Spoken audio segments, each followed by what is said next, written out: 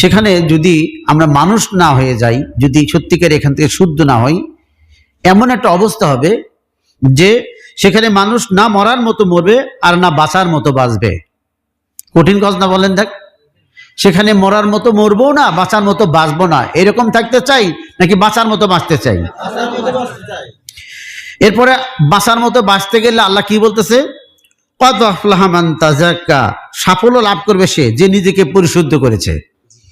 সাফল্য সেই ব্যক্তি লাভ করবে যে নিজেকে পরিশুদ্ধ করেছে। আমাদের এই মাহফিলের উদ্দেশ্যটা সহিভাবে লেখা দেওয়া আছে মুসলিম উম্মার আধ্যাত্মিক উন্নয়নের লক্ষ্যে, নাকি? মানে আমরা মানুষের আধ্যাত্মিক উন্নতি চাই, এবং বলা আছে যারা পরিশুদ্ধতার জন্য অর্থ ব্যয় করে আল্লাহ তাদেরকে ক্ষমা করবে এবং পরিশুদ্ধ করবে। বলেন সুবহানাল্লাহ। আমরা জিকির করি লা হাওলা ওয়ালা কুওয়াতা ইল্লা বিল্লাহ, এটা ব্যাখ্যা যদি বুঝি তাহলে আর কোনো চিন্তাই থাকে না। কারণ আল্লাহর উপর ভরসা করে আমরা যদি চুপ থাকি তা আল্লাহ আমাদের সব কিছু করে দেয়। তার একটা প্রমাণ আপনাদেরকে দেখাইতেছি, যে আমাদের দেশে যে এত ওয়াজ মাহফিলগুলো হয়, প্রতিটা ওয়াজ মাহফিলে ওই যেমন বললো যে বক্তারা চুক্তি করে টাকা নেয়, তাহলে চুক্তি করে টাকা নেয় তাকে, তাহলে হাদিয়াটাও তো ক্ষতি হইল না। তো যদি হাদিয়া হয় তাও সব কম হয়ে গেল, নাকি বলেন? যদি হাদিয়া হয়ও তাই এত নিম্নমানের হয়ে গেল। আর হারাম যদি হয়ে যায় তাহলে তো টাকাটা হারামই হয়ে যাবে, তাই হবে না? এই যে আমরা যে আধ্যাত্মিক উন্নয়নের লক্ষ্যে যে আমরা যে স্বপ্ন দেখি, আমরা যে কাজ করতেছি, দেখেন আল্লাহ আমাদের কিভাবে সাহায্য করে। কারণ একটা হাদিস আছে যে কিয়ামত পর্যন্ত একটি দল হকের উপরে থাকবে, তাদেরকে কেউ হটাতে পারবে না এবং আল্লাহ তাদেরকে সাহায্য করবে। বলেন সুবহানাল্লাহ। তার প্রমাণ দেখেন, আপনারা জিকিরকারী, খুফি জিকিরকারী, এবং আপনারা দানকারী, গোপনে দানকারী। বলেন সুবহানাল্লাহ। এই আপনাদের মতো মানুষের মাধ্যমে কিন্তু আমার পকেট পুরো হয়ে যায়, আর আমি কিন্তু এত খরচ করতে পারি না। তাহলে আপনারা যদিও এই সমাজে আপনারা কোনো নাম করা আলেম না, নাম করা আবেদ না, কারণ নাম করা আবেদ হবেন করতে, আপনার তো চিল্লা ফিল্লা কান্দেন না। কান্দা যদি সবের কাজও হয় সেটা কিন্তু গোপনে, সেটা নির্জনে, চোখের পানি নির্জনে। যারা সৎ, যাদের জিকির আছে, যাদের কলব সাদা হয়ে যায়, তারা নির্জনে হাত তোলার আগে এমনি চোখের পানি টপ করে পড়ে যায়। এর জন্য কোনো ভানও করা লাগে না। হ্যাঁ, তো পৃথিবীতে এখন ভাওতাবাজির উপর চলছে, হিপনোটাইজ করতেছে আমাদেরকে। আলেমরা হিপনোটাইজ করতেছে, আমাদের রাজনৈতিক ব্যক্তিরা আমাদের হিপনোটাইজ করতেছে। আমরা যাব কোথায়? আমাদের যেতে হবে কোরআনের কাছে। কোরআনের সহজ ব্যাখ্যা আমাদেরকে নিতে হবে। এনে কি বললো? কদ আফলাহা মান তাযাক্কা, সাফল্য লাভ করবে সে যে নিজেকে পরিশুদ্ধ করলো। নিজেকে পরিশুদ্ধ করতে গেলে জিকিরি বলা যে প্রত্যেকটা জিনিস পরিষ্কার করার রেত আছে, সাবান আছে, এটা আছে, কিন্তু মানুষের অন্তরকে পরিশুদ্ধ করার জন্য কি জিকির না? এটা আল্লাহ বলতেছে। এরপরে কি বলছে? ওয়াযাকারা ইসমা রাব্বিহি ফাসাল্লা। এরপর আল্লাহ, আমার কথা না, আল্লাহ বলতেছে, এবং তার পালনকর্তার নাম স্মরণ করে অথবা নামাজ আদায় করে। স্মরণ মানে কি উচ্চারণ? স্মরণ মানে তো স্মরণ, নাকি? আমার ভাই যেটা বলল, আসলে উনি একটা কথা বলছে যে প্রভাব পড়া, কে কোন জায়গা থেকে আসছে। একটা মানুষ, এটা লক্ষ্য করলাম যে আসলে একটা মানুষ যেখানে যে পরিবেশে থাকে সেই পরিবেশের স্বভাবটা সহজে যায় না। এই জন্য পীর মাশায়েখ নকশবন্দিয়া তরিকা এটা সালেকদেরকে যারা সুশিক্ষা দেয় তারা আস্তে আস্তে আস্তে তাদেরকে ফানা ফিসে করতে ফানা করে দেয়। ফানা ছাড়া, আল্লাহর মধ্যে বিলীন হওয়া ছাড়া কখনো সে সরল পথে চলতে পারবে না। কারণ সে তো সরল পথে চলতেই যাবে, এর সামনে একটা বিঘ্ন ঘটবে। আমি তো পর্দায় থাকতেই চাই, কিন্তু এমন অবস্থা আসলো আমি আর সেখানে পারলাম না। তো এইটা পারার জন্য যে শক্তিটা লাগবে, এই শক্তিটা নাম জীমান এবং ইমানের যে নূর, এই নূরে যে আসবে সেটা আছে নবীর মাধ্যমে।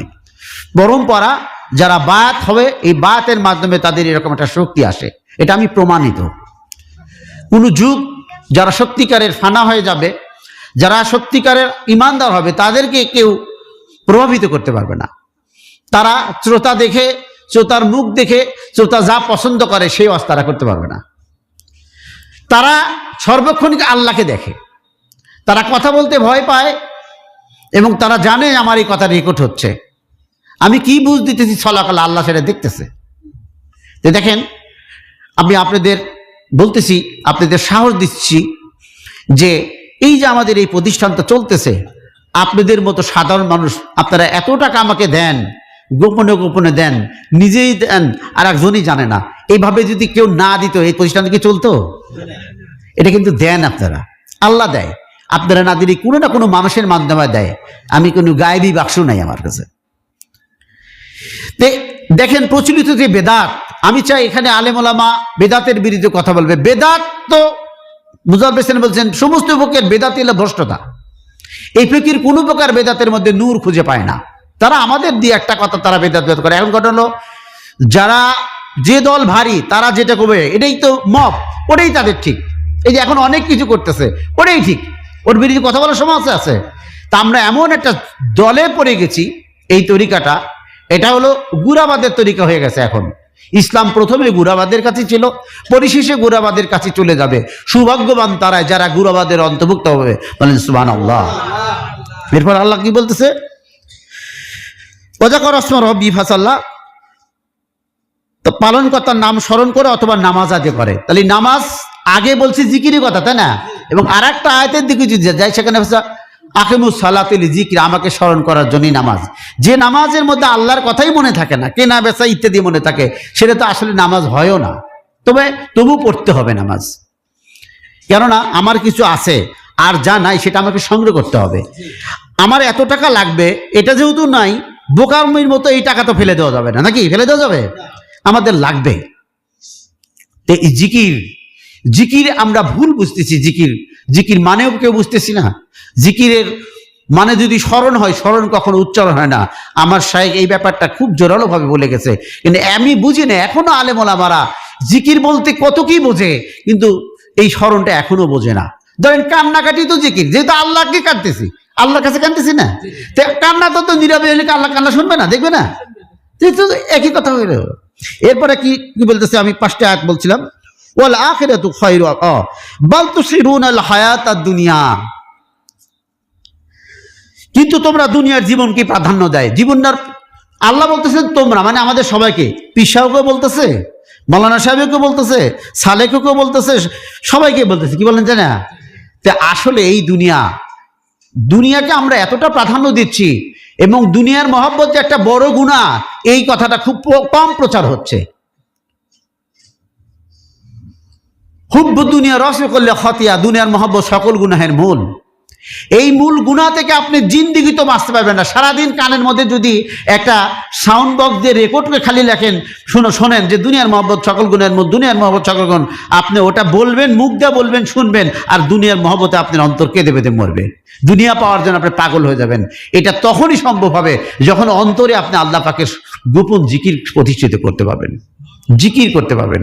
এই জিকির আপনি যখন মনে মনে জিকির করতে পারবেন, গোপনে গোপনে জিকির করতে পারবেন, দেখবেন আপনাকে বলতে হবে না যে দুনিয়ার মহব্বত সকল গুনাহের মূল।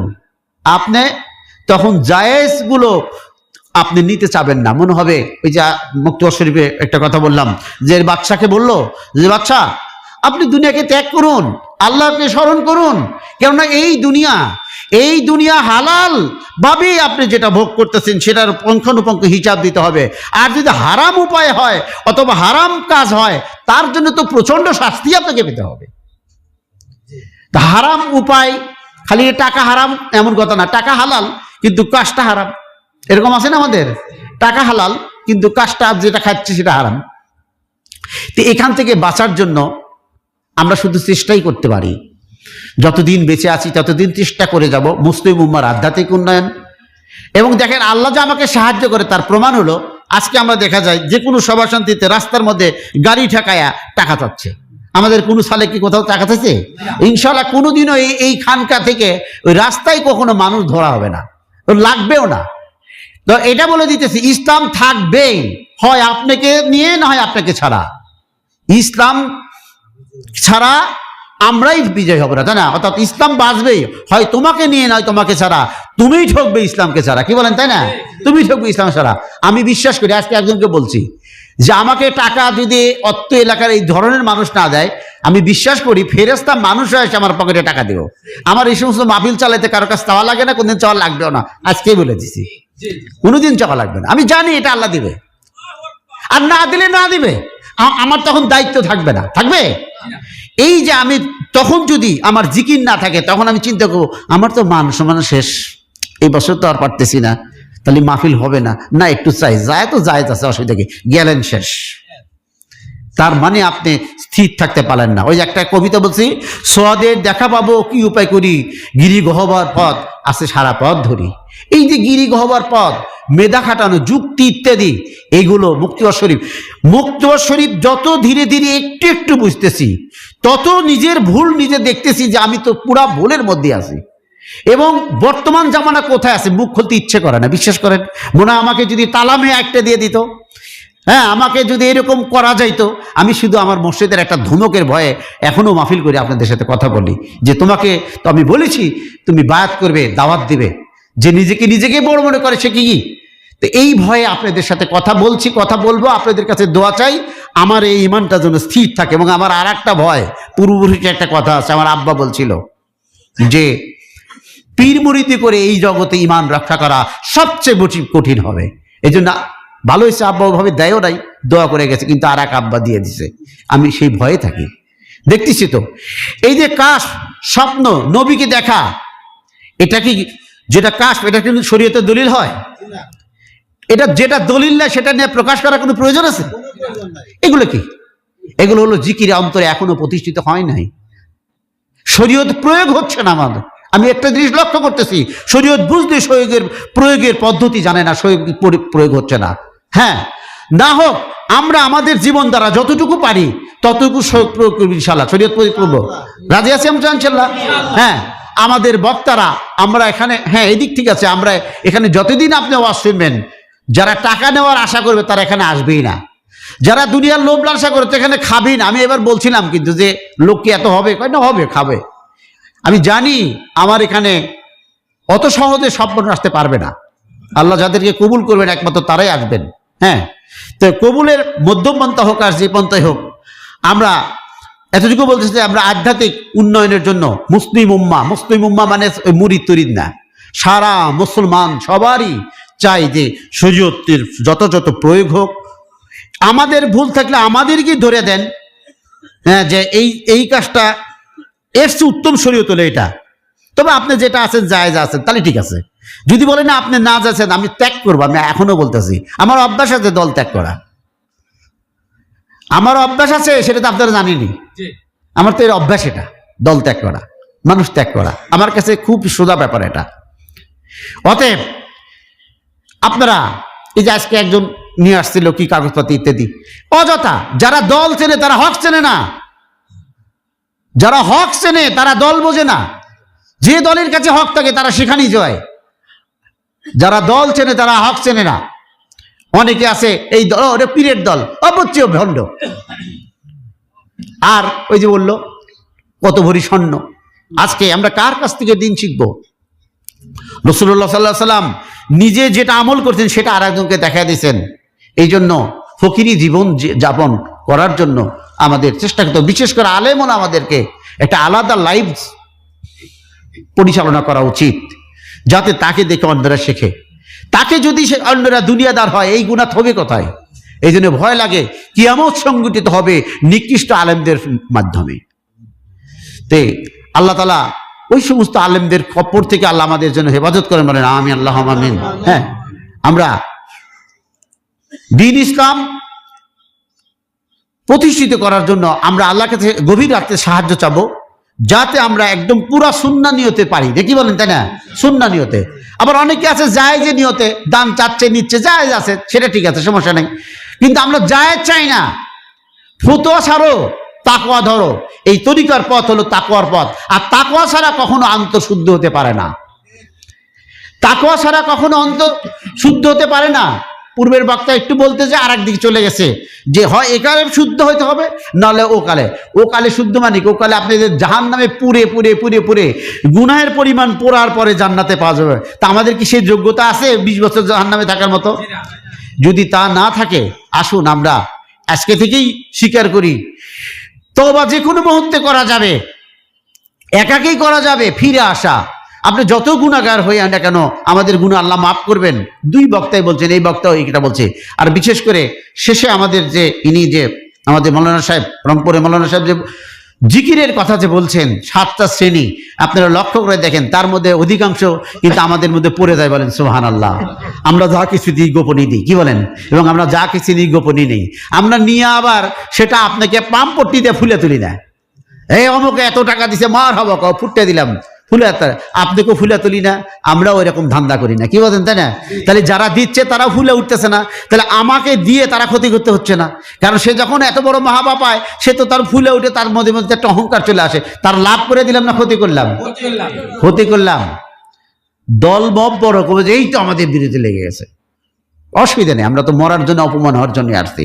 সত্য বলবে, এই মাটি ওলি আল্লাহদের পাড়ার জায়গা, এই মাটি যতদিন থাকে এখান থেকে কারা আসবে আমার পরবর্তীতেও ইনশাআল্লাহ এখান থেকে সত্যই প্রচার হবে, বলেন ইনশাআল্লাহ। আমরা এই 7 শ্রেণীর মধ্যে অধিকাংশ আমাদের মধ্যে সে আমলগুলো আছে, আমাদের জিকরি খফি আছে, গোপন দান সাদকা আছে, আমাদের গোপন কান্না আছে। আমাদের এই মসজিদের কথা বলতেছি, কতদিন ভরে মনে হয় কেউ নাই, ফজরে এসে দেখি মসজিদে প্রায় কাতার ভরা, এবং অনেক আগে আগে টুকটুক করে চলে আসে। এই মানুষগুলো কি করে, নিজের জিকিরই তো করে নাকি? আজানের পর পর যারা আসে প্রায় 40 মিনিট, 35 মিনিট, 25 মিনিট আগে বসে থাকে, নামাজের পূর্বে এবং নামাজের পরে নামাজের মুসল্লায় বসে থাকে, কত বড় সব! এই আমলকে আর কোথাও আছে এই তরিকা ছাড়া? আর তো কোথাও দেখা যায় না। তো এই তরিকার প্রশংসা হিসেবে আপনাদেরকে আর রাত গভীর করব না, এতটুকু বললাম যে আমার মৌলানা সাহেব দ্বিতীয় বক্তা যা বলে গেছেন পরিশেষে সার্বিক সব রকমের বলছে। তবে আমি এতটুকু বলবো যে আমরা যেগুলো বলে আমাদের তেমন কোনো ফায়দা নেই, আমরা চেষ্টা করব আমলের মাধ্যমে এবং আমাদের জিকিরের ফজিলত এটুকু বলে আমরা সময় অতিক্রম করে বেশি, এই জন্য যেমন দিনের প্রোগ্রাম নিছে, আমরাও আস্তে আস্তে সুন্নতের মধ্যে চলে আসবো। কারণ বেশি রাত করে ঘুম একটা শরীরের খাবার, এই খাবার না দিলেও শরীর দুর্বল হয়ে যাবে। তো যদি ফরজ নামাজের সময় ঘুম ভাব হয়, এরকম নসিহত জিকির করার সাথে ঘুম পাড়া ভালো, কি বলেন, তাই না? এই জন্য আমরা এটা চাই না। আমরা ধীরে ধীরে সংশোধন হচ্ছি, আমরা আপনাদেরকে বুঝাইতেছি, আর আস্তে আস্তে অন্যরকম হয়ে যাচ্ছে। আমরা আগামীতে আরো ছোট করব, এরপরে আমরাও দিনের বেলায় চলে আসব, আর আল্লাহ তাআলা আমাদের আলাদা একটা শক্তি দিবে ইনশাআল্লাহ, কি বলেন? যেহেতু আমরা হক কথা শুনছি, হক জিকির করছি, এবং আমাদের দেখবেন প্রত্যেকটা মানুষ এখান থেকে গেলে পরে ফজরের সময় চেতন পাবেন না, এরকম মানুষ আমি আশা করি যে নাই। ঠিকই চেতন পাবেন, উঠতেও পাবেন ইনশাআল্লাহ, আল্লাহ আমাদের শক্তি দেবে, বলেন ইনশাআল্লাহ। হ্যাঁ, কিন্তু যদি বেদাতে আমল করতাম শক্তি পাইতেন না। বিদাতি আমল করলে আর ফরজ আমল করার শক্তি পাওয়া যায় না, এদিকে গাও ঘেমে যায়, ফরজ আমল হয় না। হ্যাঁ, এই জন্য মুজাল হোসেন রহমতুল্লাহের তরিকা এটা বোঝা খুব কঠিন। এটা পায় একমাত্র সৌভাগ্যবান ব্যক্তিরা। নিশ্চয় আমরা সৌভাগ্যবান, এদেশে আমার দাদা এই মুজাদ্দিদের তরিকার বীজ বুনে গেছে এই খুদ্দবারাতে। হ্যাঁ, এরপরে আমার পিতা এই দেশে সফর করেছে, এরপরে আমি তারই বংশধর, এই দেশে সেই মুজাদ্দিদের তরিকায় নিয়ে আসছি, তবে একটু মোটিভেশন সিস্টেমে। এতে অনেকের কাছে এটা বুঝে আসতেছে না। যাদের কাছে বুঝে আসতেছে না তাদের প্রতি আমি সত্যি রাত গভীরে বলতেছি, আমি তাদের প্রতি এক বিন্দু দুঃখিত নই। আমি জানি পাগলের উপর রাগ করে লাভ আছে, পাগল তো পাগলই, পাগলের উপর যারা রাগ করে তারা তো আর এক পাগল, কি বলেন, তাই না? যাদের অন্তরে জিকির নেয় নাই, জিকির করে না, ওদের তো জ্ঞান এখনো হয় না, পরিপক্ক হয় নাই। এরা যতই আমাকে বকাবকি করুক, যতই কষ্ট দিক, আল্লাহ যেন আমাকে সহজ শক্তি দেয় এবং আমি যেন গোপনে তাদের জন্য দোয়া করতে পারি, এই ক্ষমতা যেন আল্লাহ আমাকে দেয়। সবাই বলেন আমিন, আল্লাহ আমিন। এই দেশে আমার দাদাই বীজ বলেছে মুজাদ্দিদের তরিকায়। এই দেশে মুজাদ্দিদ আলফিসানির নাম আমার দাদাই প্রথম বলেছে। এই দেশে মুজাদ্দিদ আলফিসানির নামে গজলের মাধ্যমে তার প্রশংসা, তার নাদ গেয়েছে। আমি তারই বংশধর। এই মুজাদ্দিদের তরিকার সংখ্যা লোক কমে যেতে পারে, তবে এই মাটিতে ইনশাআল্লাহ মুজাদ্দিদের তরিকার শ্বাস কিয়ামত পর্যন্ত থাকবে, বলেন ইনশাআল্লাহ। আমরা এই আশা করি, এই দোয়া করি। আপনারা প্রতি ইংরেজি মাসের 2য় শুক্রবারে মাহফিলগুলোতে আসার চেষ্টা করবেন, তখন তো দিনের বেলায় হয়। আর এই যে বললাম, এমন একটা জায়গা সেখানে মানুষ মরবেও না, বাঁচবেও না। তাই ওই কষ্টের কথা একটু মনে করেন, আমরা এত পাগল না হই যে মৃত্যুর পরে, এই যে একটা গান আছে না, কে বলে মানুষ মরে, আমি বুঝলাম না ব্যাপার, মানুষ মরিলে পরে বিচার হবে কার। আসলে আপনারা তো মরবেন না, মনে করেন না যে মরেই যাবো, শেষ না, কখনই মরবেন না। কখন মরবেন? মরবেন না তো, আর একটা জীবন শুরু হবে, যে জীবনে না বাঁচবেন না মরবেন, বড় কষ্ট। সেখান থেকে বাঁচতে হলে আপনাকে শুদ্ধ করতে হবে নিজেকে, আর শুদ্ধ করার জন্য জিকিরে খফির ব্যতিক্রম কোনো কিছু নাই। এবং নামাজ তো জিকিরের অংশ, নামাজ তো পড়তে হবে, নামাজ ছাড়া তো ইমানই নাই। অতএব নামাজের কথা আর বারবার বলার প্রয়োজন পড়ে না, কারণ নামাজ ছাড়া তো ইমানই নেই, তাই না? একজন কুফর এবং মুসলিমের মধ্যে পার্থক্য হলো নামাজ। অর্থাৎ নামাজ তো পড়তেই হবে। আর যারা নামাজ না পড়েই মনে করে আমরা ইমানদার, ওরা পাগল, ওদের কি বলবো? ওদের জন্য দোয়া করি, ওদেরকে বুঝায়, ওরা বুঝুক, আর না বুঝে কিছু করার নাই। এইটাও একটা ধাক্কা, এটাও একটা উপকার। আল্লাহ তাআলা একটা সম্প্রদায় দিয়ে আর একটা সম্প্রদায়কে পরীক্ষা করে, পরিবারের এক মানুষকে দিয়ে আর একটা মানুষকে পরীক্ষা করে। আপনারা সবকিছুকে নেগেটিভ নেবেন না। ধরেন আপনার এক ভাই আপনাকে এমন খারাপ কথা বলে, আপনি বুক ছিঁড়ে যায়, মনে করতে পারেন এখানে এইরকম না, এটা হয়তো পরীক্ষা, গিরিপথ সামনে যাওয়ার, আর এটাই হবে আমার সোপান। আমি এখানে সবুর করব। আল্লাহ সবুরকারীকে ভালোবাসেন। ঠিক আছে, আমার ভাই একটা কষ্ট দিছে, আমি সবুর করি, তাহলে এটা এই গিরিপথ খাতটায় আপনার উঁচা চগো সিঁড়ি হয়ে যাবে, বলেন সুবহানাল্লাহ। তো এই জিনিসগুলো বোঝা খুবই সহজ যদি অধিপা আমল করেন আর মাকতুবাত শরীফ মাহফিলে আসেন, ইনশাল্লাহ সবাই এগুলো বুঝতে পারবেন। এবং বুঝতে পারি বা না পারি, আলেমরা একটা কথা বলছে না, যদি পথে থাকি তবু আমরা নাজাত পাবো ইনশাল্লাহ, তাই না? কিন্তু এই পথে থাকাও তো কঠিন। মোজালফাসেন বলছেন এই পথে সকলেই আসতে পারবে না, যদিও আসে টিকতে পারবে না, তাই না? তো যেহেতু টেকার জন্য আমাকে মেহনত করতে হবে, তো অবশ্যই আমরা টেকার জন্য মেহনত করবো ইনশাআল্লাহ, তাই না? দোয়া করবো ইনশাআল্লাহ।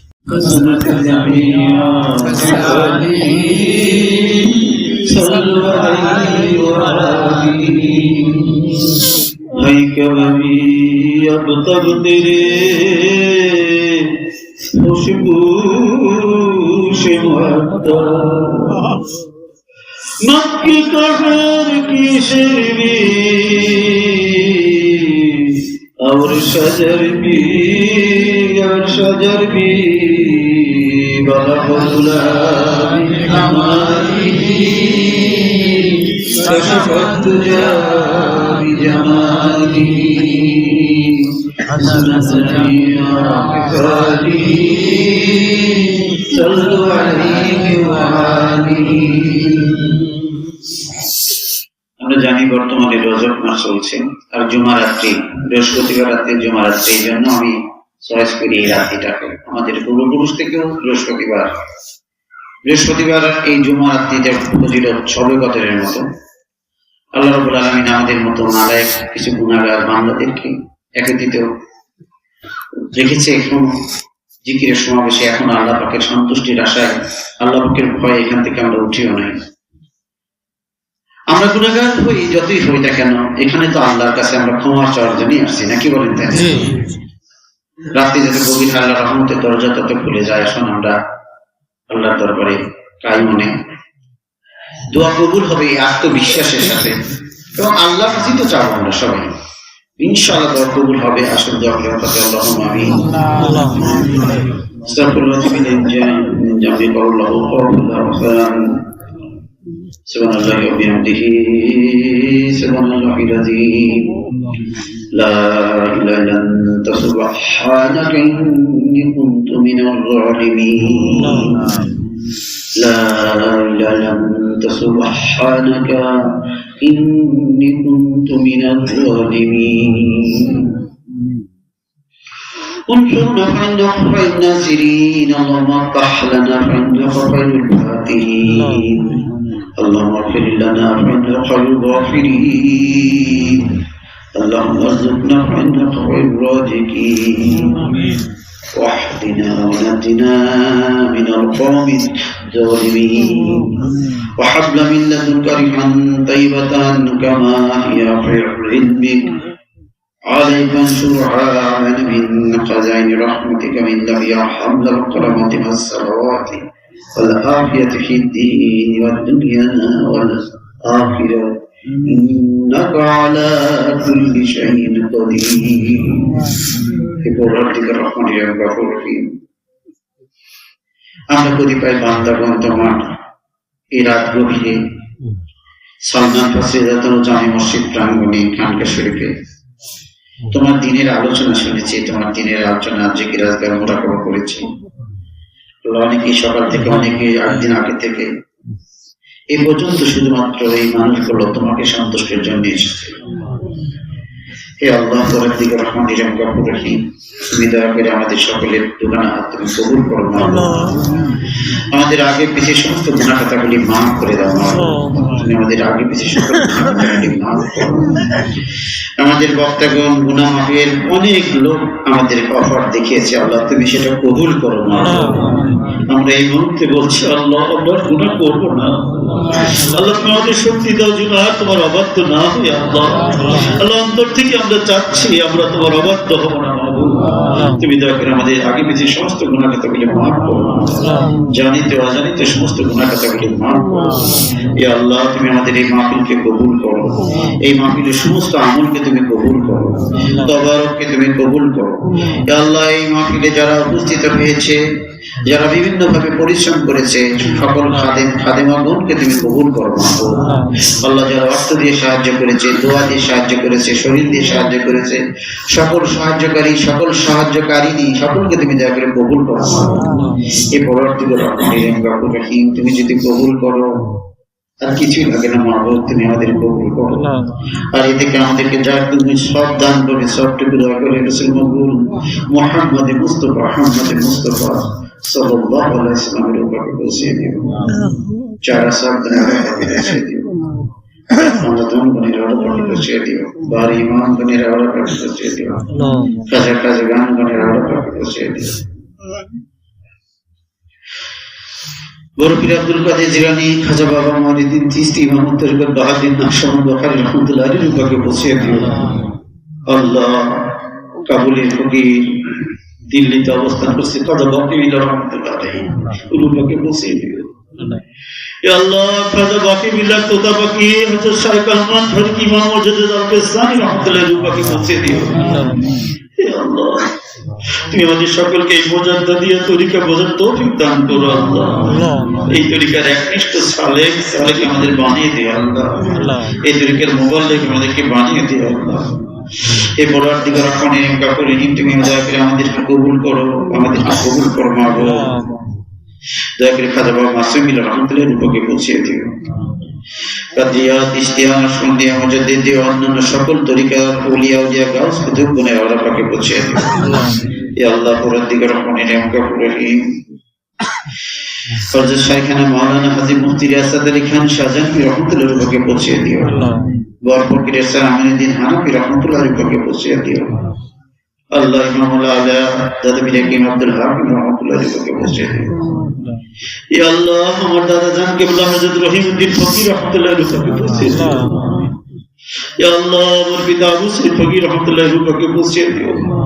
আল্লাহ যার সাহায্য সহযোগিতা যার পদধূলিতে ধন্য এই শাইখ আহমদ মহল্লা আমার প্রিয় মুর্শিদ সকল মাসায়েখ গুজার জন্য মোহাম্মদ মামুনুর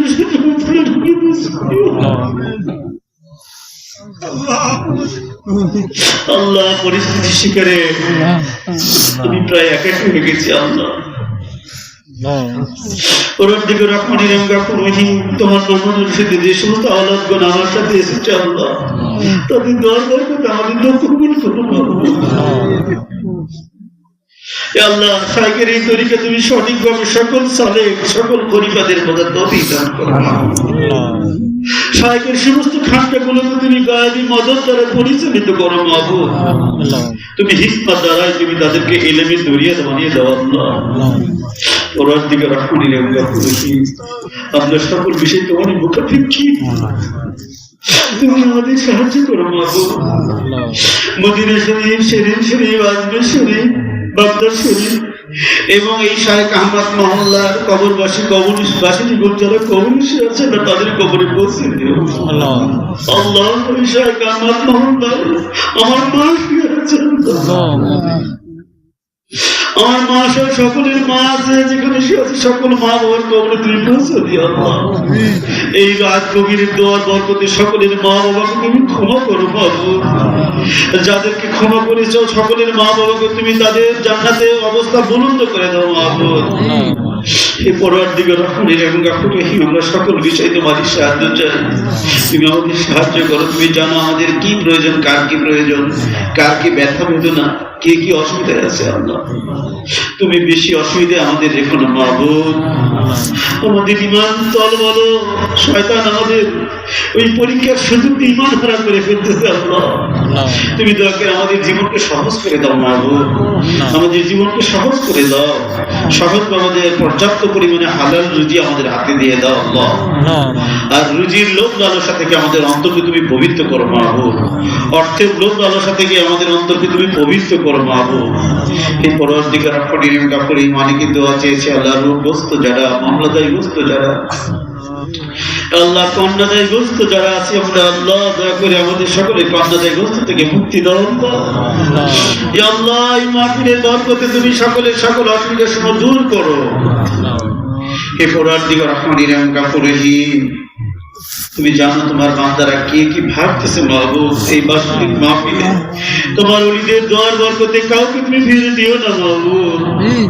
হে আল্লাহ, তোমার নিজের সিলসিলা অনুযায়ী তো এই মাহফিল মাহবুব, তোমার ওলিদের বরকতে, তোমার ওলিদের দোয়ার কারণে তুমি তোমার ওলিদের সম্মানে আমাদের দোয়া কবুল করো, কবুল করো, কবুল করো। কুল্লু নাফসিন যায়িকাতুল মাউত, সকলকে মরণের স্বাদ গ্রহণ করতে হয়।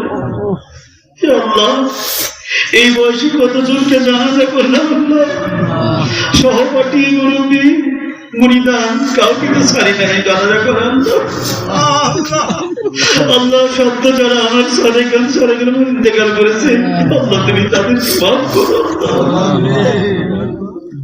পরওয়ারদিগার রহমানির গাফুর রহিম, ওই দিনদেরকে তুমি ক্ষমা করো মাহবুব। তাদের তার আমল করার সুযোগ নাই, আর তুমি আমাদেরকে আমল করার তৌফিক দান করো মাহবুব।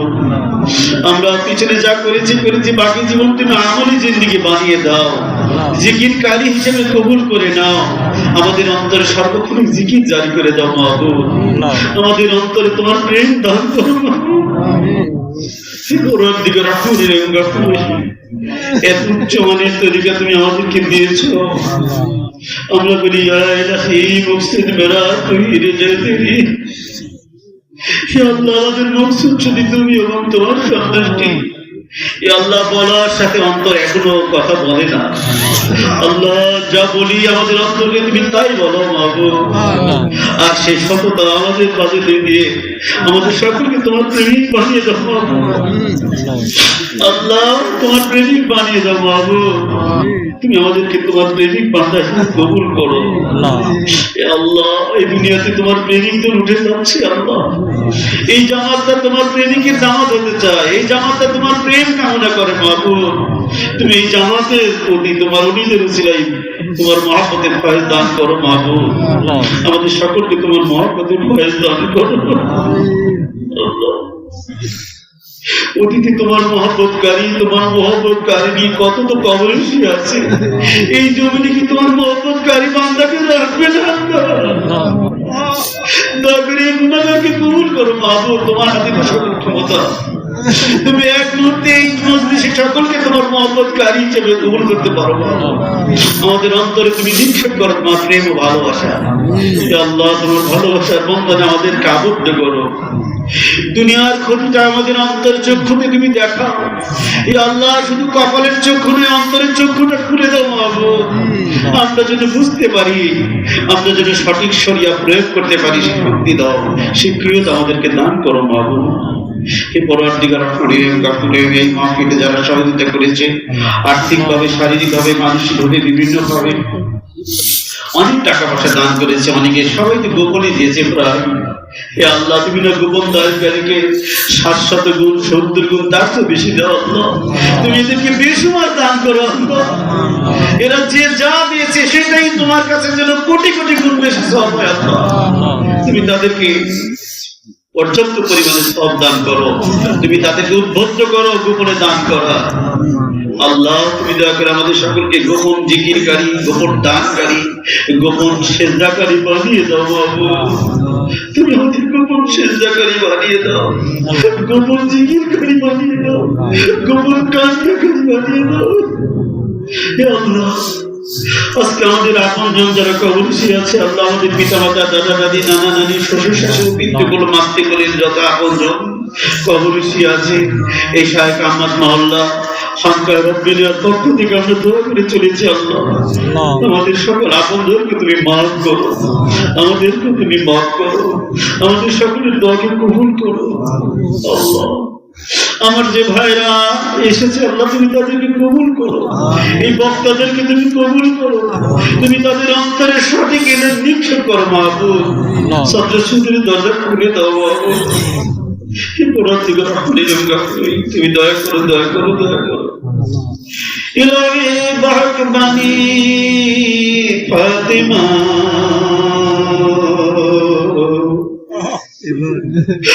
জীবন কৌলি ইমামুনি ফাতিমা, ইলাহি বাহবানি ফাতিমা কি বল কৌলি ইমামুনি ফাতিমা, ইলাহি বাহবানি ফাতিমা কি বল কৌলি ইমামুনি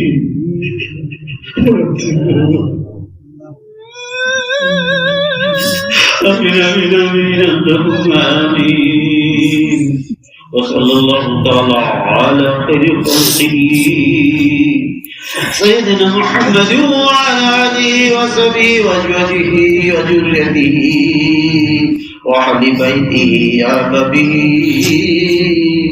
أجمعين برحمتك يا أرحم الراحمين من ثم من بحق لا إله إلا الله محمد رسول